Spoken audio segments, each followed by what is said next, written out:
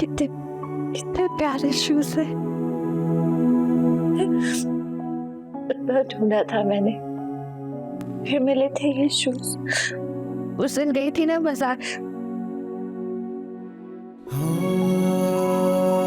Shoes लेने गई थी, लेकिन इनको पहनने वाला है।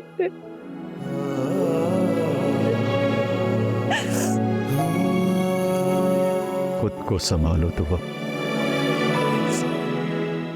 इस तरह रो रो के तुम अपनी तबीयत खराब कर लो।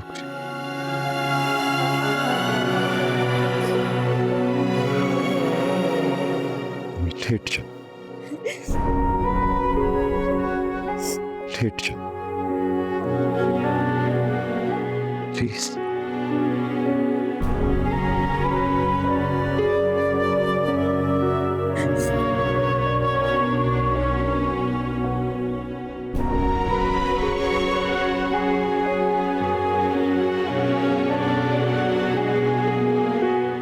दुआ, मुझे देखो, मैं भी तो हूं। आप बाप है नदीम, आप चार पर भी एक माँ की तकलीफ को नहीं समझ सकते। मैं आज समझी अम्मी क्यों कहती थी माँ के लिए एक औलाद का दुख माँ का दुख कुछ और ही होता।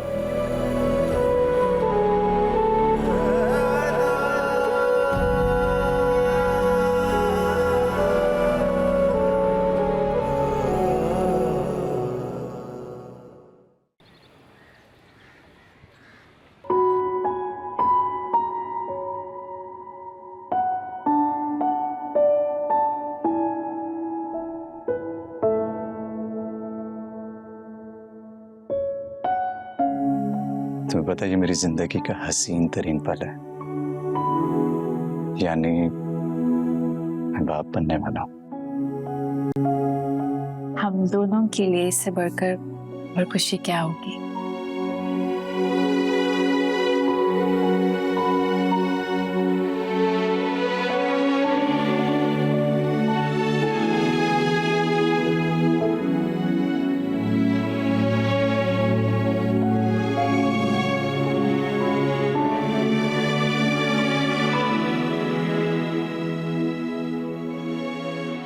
आपकी बीवी अब खतरे से बाहर है, लेकिन क्या डॉक्टर? हम आपके बच्चे को नहीं बचा सके।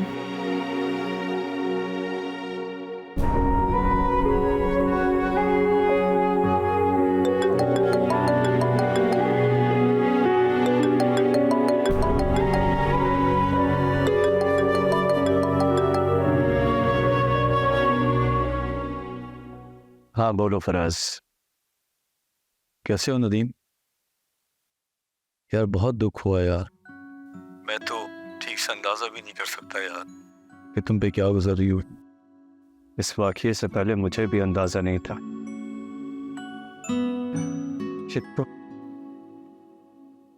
इतना हसीयतनाक होता है। हाँ नदीम, अल्लाह तुम्हें इस दुख को बर्दाश्त करने का हौसला दे। दुआ भाभी की कैफियत तो ज़्यादा ख़राब होगी। वो माँ है, वो तो टूट कर बिखर चुकी है।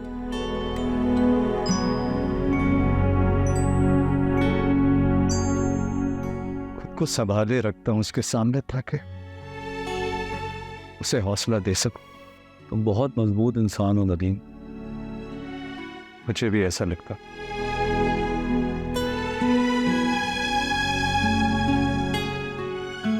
अगर इस सूरत हाल में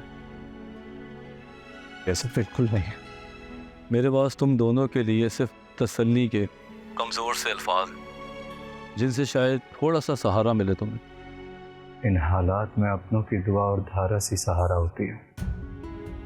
दुआ भाभी को कुछ मसरूफ़ रखो, उनका ध्यान बटेगा तो थोड़ा इस दुख से निकलना आसान होगा। ये बात सहनी बात मुश्किल है, क्योंकि ये दुख गुजरते वक्त के साथ ही कम होगा। अच्छा नदीम, अपना और भाभी का ख्याल रख। खुदा हाफ़िज़।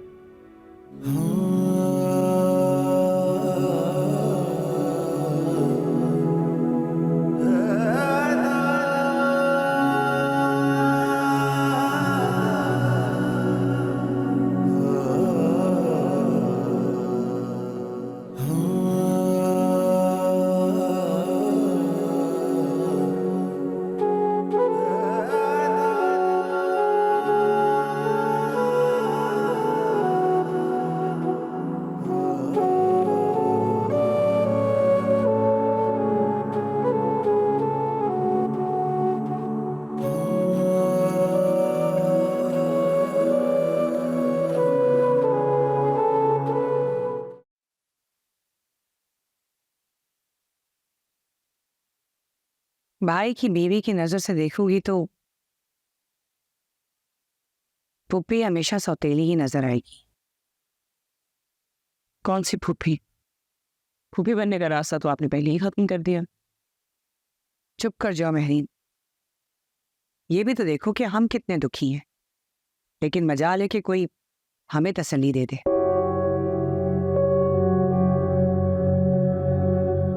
ये तो आपने ठीक कहा है, नदीम दुआ को तसल्ली देता है और दुआ नदीम को। मोहब्बत तो हमें अपने भाई से भी बहुत है, भाई की औलाद से मोहब्बत उससे भी ज्यादा होती, लेकिन कोई हमारा दुख भी तो समझे। खुदा के लिए सारा आपा कितना झूठ बोलेंगी और मुझसे भी बुलवाएंगी। बस कर थी, क्या करूं, जरूरी है। अच्छा तो फिर ऐसी झूठी तसल्ली दुआ को भी दे दे। ये मुझसे नहीं होगा मैरीन, तुम थोड़ी देर खामोश हो जाओ, मेरे सर में बहुत दर्द हो रहा है।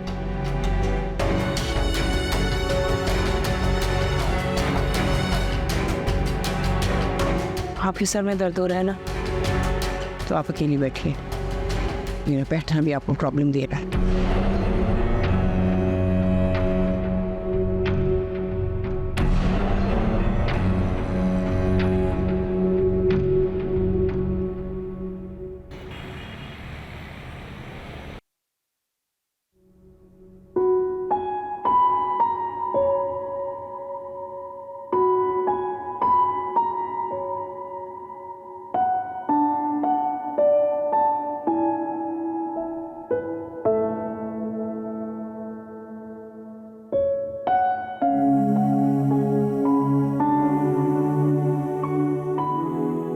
क्या बात है नदीम अहमद, नाश्ते की टेबल पर अकेले? दुआ कहाँ है? वो कमरे में। सोग मना रही है। कुछ नहीं पता मुझे। पता नहीं है तो पता करो नदीम अहमद, क्योंकि वो सोग सिर्फ उसका नहीं, तुम्हारा भी है। आप प्लीज उसे कुछ दिन ऐसे ही रहने दीजिए, वो खुद नॉर्मल हो जाएगी। जब वो नॉर्मल होगी ना, तब तक तुम एबनॉर्मल हो चुके होगे। जिंदगी ऐसे नहीं गुजरती है नदीम अहमद कि सिर्फ एक दुख को गले लगा लिया जाए और जिंदगी के बाकी सारे काम छोड़ दिए जाए। जी आपा।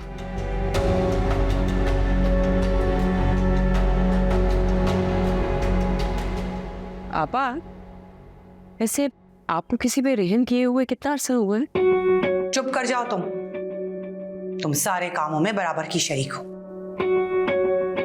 और मुझे बेरहम साबित कर रही हो। मैं तो आपसे मजाक कर रही थी, बिला वजह सीरियस हो गई आप। अरे बात तो हंसी है भाई।